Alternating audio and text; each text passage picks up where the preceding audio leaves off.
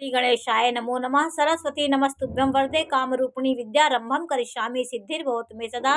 शिव शक्ति को कोटि कोटि प्रणाम।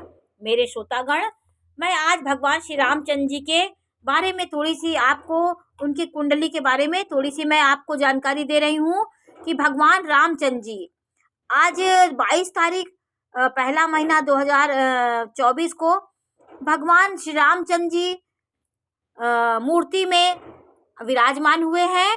और ये पल, ये मुहूर्त कैसे योग कारक ग्रहों का योग हुआ, कैसे अमृत सिद्ध योग में रामचंद्र जी की प्राण प्रतिष्ठा हुई, और जिस पल रामचंद्र जी का जिस मुहूर्त में जन्म हुआ था वही मुहूर्त लौट करके फिर आई।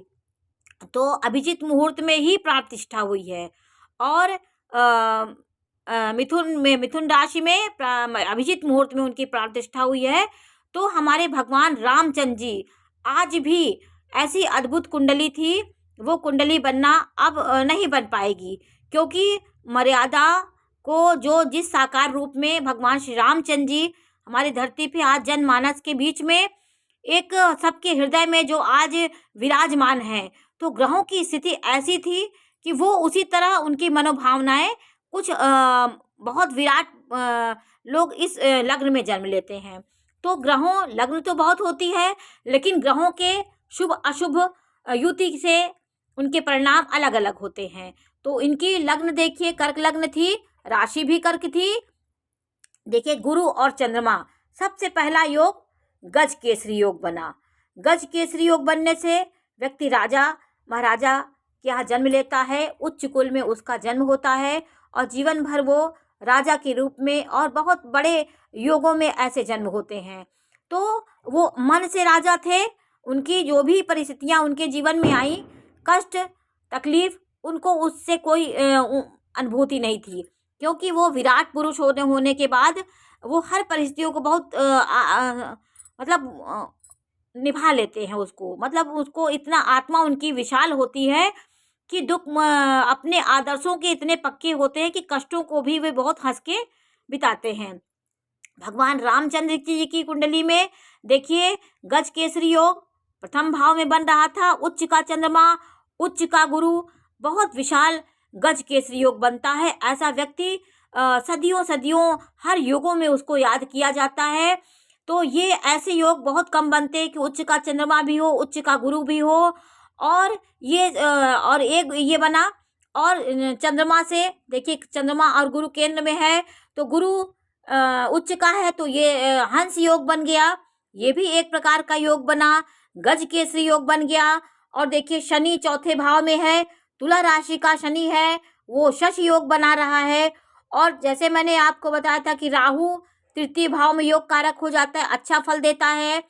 और भाइयों से बिछोह देखिए दिया, उनको प्रेम उनके अंदर बहुत था, क्योंकि वो बहुत महामानव आदर्श थे, मर्यादा पुरुषोत्तम थे, तो उनकी करुणा उस तरह थी, लेकिन भाइयों से उनका वियोग हुआ। राहु यहाँ बैठा है, तो आपके कहीं ना कहीं आपको छोटे भाई बहनों से वियोग कराया। तो ग्रहों का फल तो सबको भोगना है।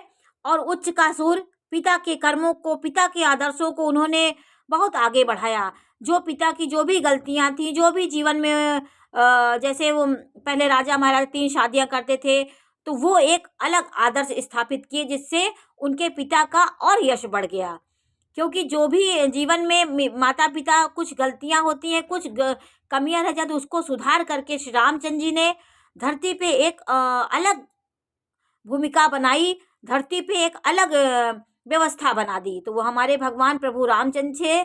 सूर्य उच्च का था, उच्च का सूर्य देखिए शासन सत्ता प्रशासन, उनको जबरदस्ती उनको राज्य दिया जा रहा था, तो योगवश वो राज्य को त्याग दे रहे थे, लेकिन वो राजा बने, राजा का उनके पूरे योग थे कुंडली में। और उच्च का शुक्र देखिए, वो सीधे आपके प्रेम भाव को देख रहा था। शुक्र उच्च का होने से पत्नी बहुत अच्छी होती है, पत्नी के मामले में उच्च का शुक्र बहुत अच्छी पत्नी देता है, क्योंकि आप एक योग और एक आदर्श पुरुष होते हैं, तो आपकी पत्नी अपने आप उनका वो अच्छी ही होगी।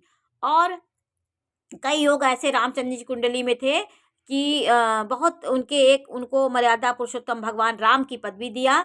देखिए उच्च का मंगल, क्योंकि शस्त्र अस्त्र चलाने में वो सबसे आगे थे, वो धनुर्धर थे, हर तरह की विद्या में पारंगत थे। अस्त्र शस्त्र चलाने में रामचंद्र जी इतना जल्दी कोई चीज़ सीखते थे कि सारे ऋषि मुनि उनको अपनी सारी विद्याओं को दे दिए थे। तो ऐसा प्रकांड विद्वान, बुद्धि, विवेक, धन दौलत सब चीज़ से अभिनय करने के लिए, धरती पे आदर्श स्थापित करने के लिए भगवान रामचंद्र जी धरती पे आए। तो रामचंद्र जी की ग्रहों की स्थिति थोड़ी मैंने आज आपको इसकी जानकारी दी, क्योंकि वो उनकी लग्न जो है वो काल पुरुष की चौथी राशि है। तो मोक्ष के लिए वो आए थे धरती पे। वो मोक्ष उनका एक उद्देश्य था, और जीवन के सांसारिक सुख भोग ऐश्वर्य को लेने वो नहीं आए थे, वो धरती पे स्थापित करने आए थे। तो आज भी देखिए, जो आज का योग बना हुआ है 22 तारीख, वो अभिजीत मुहूर्त था, और अच्छे ग्रहों की स्थिति इस समय बनी हुई है। अपने मित्र राशि में बृहस्पति है, और लग्न वृष लग्न थी, वृषभ लग्न में देखिए प्राण प्रतिष्ठा हुई है, स्थिर है। ये चिर स्थायी मंदिर बना है, कभी भी ये मंदिर शाश्वत रहेगा, इसको कोई क्षति नहीं पहुंचा पाएगा, क्योंकि लग्न मुहूर्त सब बहुत अच्छे थे। तो ये भी मंदिर एक अपने में एक बहुत मिसाल हासिल करेगा जीवन में। हर युग में इसको एक इसके पीछे भी एक इतिहास बनेगा। उस इतिहास में हमारे प्रधानमंत्री नरेंद्र मोदी जी उस इतिहास में ज़रूर शामिल होंगे। उनका नाम स्वर्ण अक्षरों में होगा, क्योंकि ये विवादित जगह थी, विवादित श्री रामचंद्र जी की भूमि थी।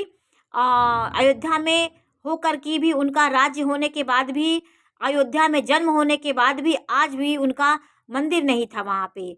तो आज ये ऐतिहासिक पल हमारे बीच आया है, हमारे नरेंद्र जी मोदी जी को मिला, क्योंकि वो 11 दिन की तपस्या कर रहे थे। 11 दिन सिर्फ वो व्रत थे वो, और जगह जगह बहुत बड़े बड़े मंदिरों का उन्होंने दर्शन किया, वहाँ संकल्प लिया, तब जा कर के उन्होंने इतना बड़ा काम किया जिससे युग युग उनको याद करेगा। ये पल हमारा ऐतिहासिक है, इस पल को हम लोग जीवन में कभी भूल नहीं सकते हैं। हमारी आने वाली पीढ़ियाँ भी इसको पढ़ेंगी। ये स्वर्ण अक्षरों में हमारे इतिहास में शामिल हो गया। तो रामचंद्र जी की कुंडली कैसे आज भी रामचंद्र जी धरती पे सबके दिलों में राज कर रहे, तो ग्रहों की स्थिति कैसी थी, कितने उच्च ग्रह थे उनके, 5 ग्रह उनके उच्च के थे, जिससे एक हंस महापुरुष योग बना, शश योग बना, मंगल से रुचक योग बना, शुक्र से मालव्य योग बना। बहुत ऐसे योग इनके उसमें थे कि ये भगवान रामचंद्र जी ऐसे योग अपने आप ग्रह नक्षत्र अनुकूल हो जाते हैं। जब सिद्ध आत्मा जन्म लेती है धरती पे, तो ग्रहों का ऐसे योग बनता, तब कोई संतान धरती पे जन्म लेती है। इनका जन्म पुनर्वसु नक्षत्र में हुआ था। पिता के कर्मों को उन्होंने आगे बढ़ाया, धरती पे राम राज स्थापित किया। ये मेरे प्रभु रामचंद्र जी ऐसे थे, और उनकी कुंडली थोड़ी सी जानकारी है। तो जो भी हमारे ऋषि मुनियों के बनाई अनुभव से उन्होंने कुंडली बनाई, 9वीं तिथि निकाली, उस सन निकाला, उससे जो बना वो आपके सामने थोड़ी सी जानकारी। जय श्री राम।